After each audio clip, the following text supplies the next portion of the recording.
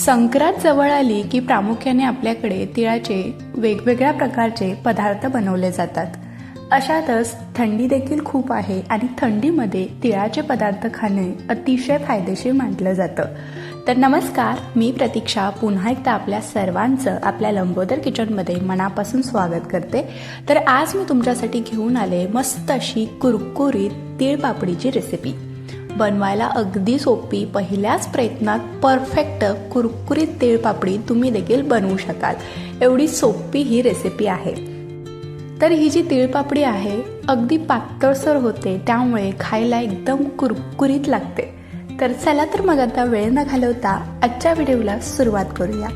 तर तीळ पापडी बनवण्यासाठी आपल्याला इथे 1 वाटी तीळ लागणार आहे. वजनी प्रमाणात म्हटलं तर 200 ते 250 ग्रॅम इतकं हे मी तीळ घेतले. तर इथे मी एक गावरान तीळ घेतलेला आहे. तुम्ही जे बाजारामध्ये पॉलिश केलेलं तीळ असतं ते देखील इथे वापरू शकता. त्याचबरोबर ज्या वाटीने आपण तीळ मोजून घेतलेलं त्याच वाटीने आपल्याला 1 वाटी साखर घ्यायचे. तर जेवढं तीळ घेतले तेवढंच आपल्याला इथे साखर वापरायचे. तर साखरेऐवजी तुम्ही इथे 1 वाटी गुळाचा सुद्धा वापर करू शकता. त्याचबरोबर आपली जी तीळपापडी आहे मस्त अगदी चविष्ट होण्यासाठी इथे मी पाव चमचा वेलची पूड घेतले आणि 1 चमचा पिस्त्याचे काप. तर वेलची पूड आणि पिस्त्याचे काप घेणं पूर्णपणे ऑप्शनल आहे, नाही घेतलं तरी देखील चालेल. तर आता एका कढईमध्ये आपल्याला हे जे तीळ आहे ते भाजून घ्यायचे. तर तीळ भाजायला जास्त वेळ नाही लागत, अगदी मंद आचेवरती फक्त 1-2 मिनिटं आपल्याला हे परतून घ्यायचे. तर थंडीमध्ये तीळ खाणं हे अतिशय फायदेशीर मानलं जातं. तिळाचे भरपूर असे फायदे आहेत. तिळामध्ये मॅग्नेशियम, कॅल्शियमची मात्रा असल्यामुळे पचन सुधारते, हाडे मजबूत राहतात आणि त्वचेसाठी, केसांच्या आरोग्यासाठी देखील अगदी इथे बघा 1-2 मिनिटं झालेली आहेत आणि तीळ मी छान मंद आचेवरती परतून घेतले. तर आता लगेच आपण हे जे तीळ आहे ते बाजूला काढून घेऊया. तर इथे मी एका ताटामध्ये तीळ जे आहे ते काढून घेतले. तर आता आपण पुढची तयारी करूया. तर आपल्याला साखरेचा पाक बनवून घ्यायचा आहे, पण त्याआधी इथे एक आपण पूर्वतयारी करून घेणार आहोत. तर ज्या पोळपाटावरती किंवा ज्यावरती आपण तीळपापडी लाटून घेणार आहे त्याला अशा पद्धतीने आधीच तूप किंवा तेल लावून ठेवायचं, म्हणजे आपल्याला पटपट तीळपापडी लाटता येईल. तर ही प्रोसेस आपल्याला आधीच करून ठेवायचे. तर आता आपण तीळपापडीसाठी पाक तयार करून घेऊया. तर त्यासाठी एका कढईमध्ये आपल्याला साखर घालायचे आणि सारख्याच वाटीने अगदी पाव वाटी यामध्ये पाणी घालूया. तर सुरुवातीला गॅस अगदी मोठा ठेवायचा आणि मोठ्या गॅसवरती याला एक चांगली आपण उकळी काढून घेऊया. तर तीळपापडीसाठी जो पाक आहे तो आपल्याला कडक पाक हवा आहे, म्हणजे ज्या पद्धतीने आपण चिक्कीसाठी पाक करतो त्याच पद्धतीने आपल्याला हा पाक तयार करून घ्यायचा आहे. तर इथे बघा याला चांगली उकळी आली गेले. तर उकळी आल्यानंतर फक्त 1 ते 1.5 मिनिटं हे शिजवून घेऊया आणि आता एकदा आपण हा जो पाक आहे तो चेक करून घेऊ. तर त्यासाठी एका प्लेटमध्ये थोडंसं पाणी घ्यायचं आणि यामध्ये हा पाक टाकून बघूया. तर इथे बघा 1 ते 1.5 मिनिटं उकळी आल्यानंतर मी हा जो पाक आहे तो उकळून घेतलेला. तर हा जो पाक आहे बघा अगदी चिकटसर आहे, कडक अजिबात नाही, म्हणजेच आपला जो पाक आहे तो तयार झालेला नाही. तर आणखीन 1 ते 1.5 मिनिटं हा जो पाक आहे तो आपण शिजवून घेणार आहोत.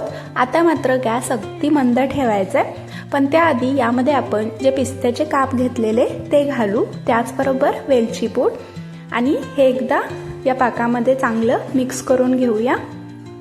तर कधी कधी काय होतं, पाक तयार झाल्यानंतर त्यामध्ये साखर जमू लागते. मग असं होऊ नये यासाठी यामध्ये मी 1 अर्धा चमचा लिंबाचा रस घालते. यामुळे आपली जेव्हा तीळपापडी तयार होईल त्यावरती साखर जमणार नाही. ही एक ट्रिक तुम्ही नक्की ट्राय करून बघा. तर इथे बघा आणखीन 1 ते 1.5 मिनिटं हा जो पाक आहे मी शिजवून घेतलाय. आता गॅस बंद करायचा आणि त्यानंतरच आपल्याला पाक चेक करायचा आहे, म्हणजे पाक जो आहे तो पुढे जाणार नाही. तर परत एकदा पाण्यामध्ये थोडासा पाक टाकून बघू आणि परत एकदा चेक करूया. तर इथे बघा हा जो पाक आहे तो पूर्णपणे अगदी कडक झालेला आहे आणि अगदी जशी काच असते ना त्या पद्धतीनेच हा पाक दिसतोय. अजिबात चिकट नाही, एकदम कडक झालेला आहे, पटकन तुटतो आणि जेव्हा आपण अशा पद्धतीने खाली टाकतो ना तेव्हा याचा आवाज देखील येतो, म्हणजे याचाच अर्थ पाक तयार झालेला आहे. तर आता लगेचच आपण यामध्ये भाजून घेतलेले जे तीळ होते ते घालू आणि अगदी पटपट हे आपल्याला मिक्स करून घ्यायचं आहे. तर ही प्रोसेस आपल्याला शक्य होईल तितकी अगदी फटाफट करायचे. जसजसं हे मिश्रण थंड होत जातं तसतसं हे घट्टसर होत जातं. तर इथे आपलं हे तीळ पापडीसाठी मिश्रण तयार झालेलं आहे. आता आपल्याला लागेल तसंच यामधलं मिश्रण काढून घ्यायचं आहे आणि ही जी कढई आहे मी गॅसवरतीच ठेवून देते, म्हणजे आपल्याला नंतर थोडंसं गरम करता येईल. तर इथे मी 1 चमचाभर मिश्रण घेतलेलं आहे. तर हाताला थोडंसं तूप लावून घ्यायचं, कारण चटके बसू शकतात आणि सुरुवातीला अशा पद्धतीने याचा गोळा तयार करून घ्यायचा आणि हलकंसं कोमट झालं की पटपट आपल्याला याची पापडी लाटून घ्यायची. जर जास्त हाताला चटके बसत असतील तर काय करायचं, एखाद्या प्लॅस्टिकच्या थैलीमध्ये बर्फाचा तुकडा टाकायचा आणि हाताला लावून घ्यायचा, म्हणजे हात थंड झाला की हाताला चटके बसणार नाहीत.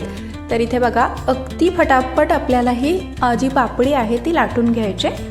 तर अगदी काही मिनिटामध्येच ही जी पापडी आहे आपली तयार झाली, अगदी पातळसर झालेली आहे. तर आता ही हलकीशी गरम आहे त्यामुळे थोडीशी तुम्हाला मऊ वाटत असेल, पण जसजसं थंड होईल ना एकदम कडक आणि कुरकुरीत होते. तर इथे आपली ही एक पापडी लाटून तयार झाले. तर आणखीन एक मी तुम्हाला तीळ पापडी लाटून दाखवते. तर हे जे मिश्रण आहे तिळाचं ते जसजसं थंड होत जाईल ना तसं घट्ट होत जातं आणि त्यामुळे आपल्याला तीळ पापडी लाटता येणार नाही. मग अशा वेळी काय करायचं, जे मिश्रण आहे ते हलकंसं गरम करून घ्यायचं आणि त्यानंतर त्यामधलं मिश्रण घेऊन आपल्याला तीळ पापडी लाटून घ्यायचे. जेव्हा जेव्हा तुम्हाला वाटेल की मिश्रण थंड झाले तेव्हा हलकंसं कोमट करून घ्यायचं, गरम करून घ्यायचं अगदी मंद गॅसवरती.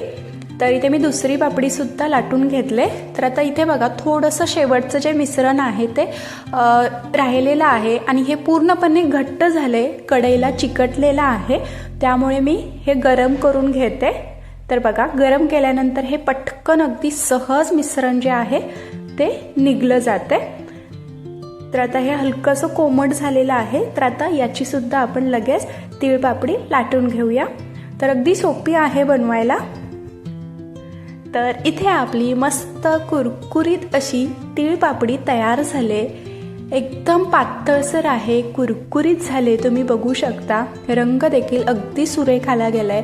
जर तुम्हाला साखर वापरून ही तीळ पापडी बनवायची नसेल तर इथे तुम्ही गुळाचा सुद्धा वापर करू शकता. तर आपण आता ही जी तीळ पापडी आहे ती किती कुरकुरीत आणि पातळ झाली तुम्ही बघू शकता. तर इथे मी कात्रीने थोडीशी कट करून घेते, कारण याला अगदी गोलाकार शेप आलेला नाही. तुम्हाला जर गोलाकार शेप हवा असेल तर असं कात्रीने कट करून घेऊ शकता. तर ही जी तीळ पापडी आहे पूर्णपणे गार करून घ्यायची आणि त्यानंतर हवाबंद डब्यामध्ये जर भरून ठेवली ना आरामात अगदी जास्तीत जास्त दिवस टिकते. तर या पद्धतीने तुम्ही देखील अशी कुरकुरीत तीळ पापडी एकदा नक्की करून पहा. आणि आजचा हा व्हिडिओ तुम्हाला कसा वाटला हे देखील मला कमेंटमध्ये कळवा. व्हिडिओ आवडला असेल तर लाईक करा, चॅनलला सबस्क्राईब करा. पुन्हा भेटू अशाच एका नवीन रेसिपीसोबत. धन्यवाद.